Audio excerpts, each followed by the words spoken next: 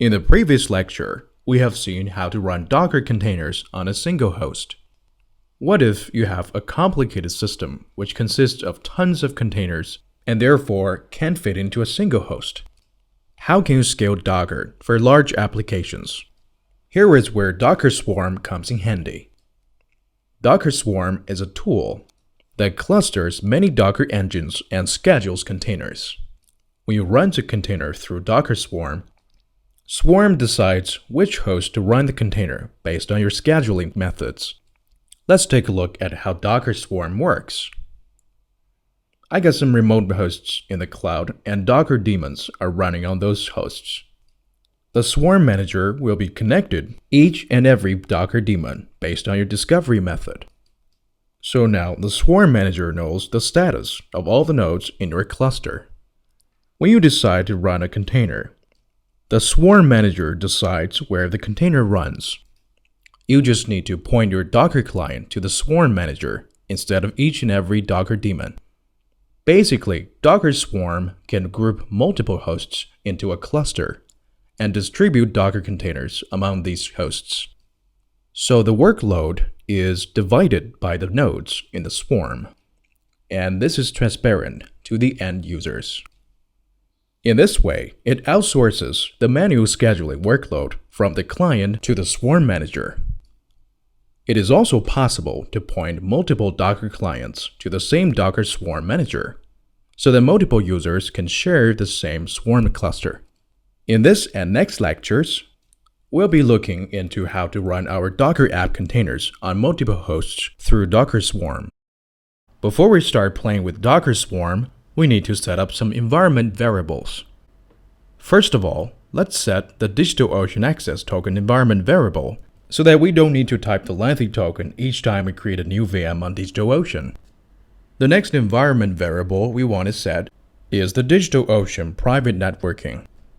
This will allocate a private network to the hosts we create through DigitalOcean so that the hosts in the Swarm cluster can communicate with each other, but they can't be accessed from external networks. In this way, we can avoid exposing our containers to the entire internet. The last environment variable we want to set is DigitalOcean image. This will set the OS image to create the VM, and we'll be using Debian 8. Now we're done with setting up the environment variables. To create a swarm, we need access to a key value store for service discovery and to store configuration.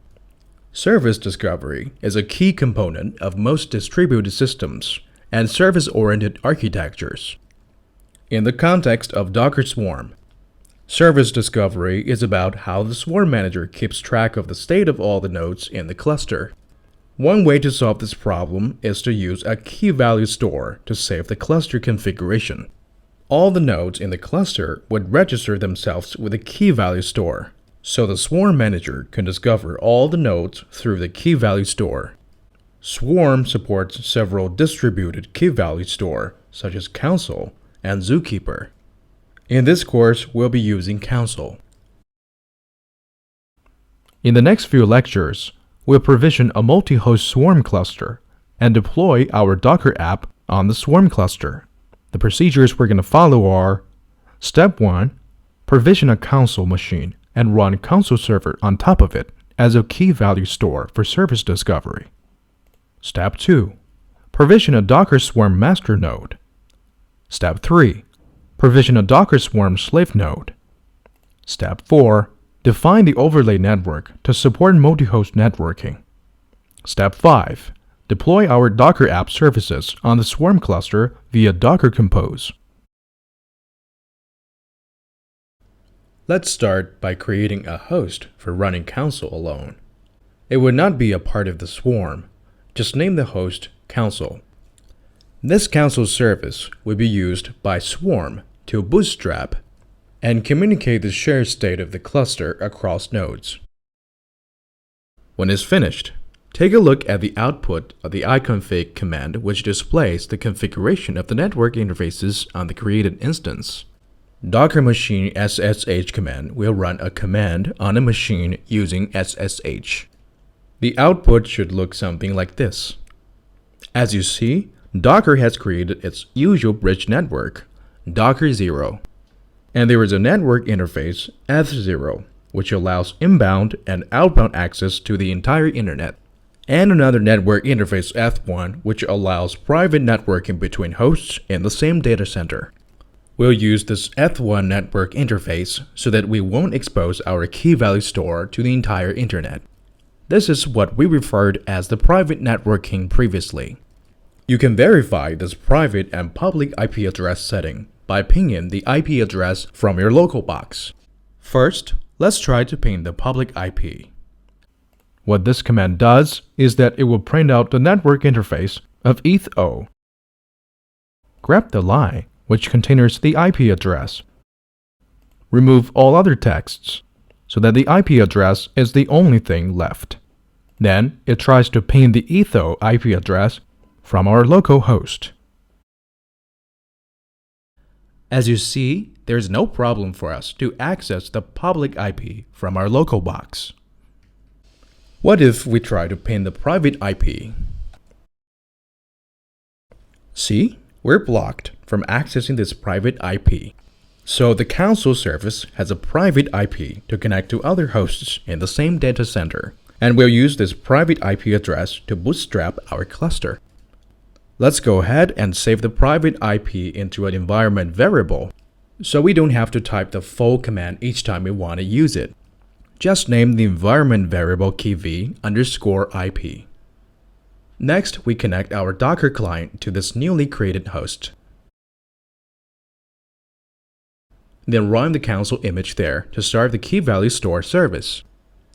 Docker runs -p flag takes an optional parameter to specify the network interface that the exposed container port should be mapped to.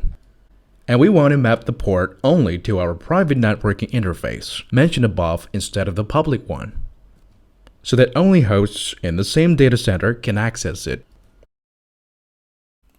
The Docker run -- restart always option will always restart the container, regardless of the exit status. When we specify this option, the Docker daemon will try to restart the container indefinitely. The container will also always start on daemon startup, regardless of the current state of the container. This ensures the consul container is always up running to serve the service discovery purpose. This Clever Labs /consul is a public consul Docker image. You can find more information about it in the next lecture. The -bootstrap is one of the consul server options, which will bootstrap a consul cluster with a single node for us. Again, you can find more information on the next lecture.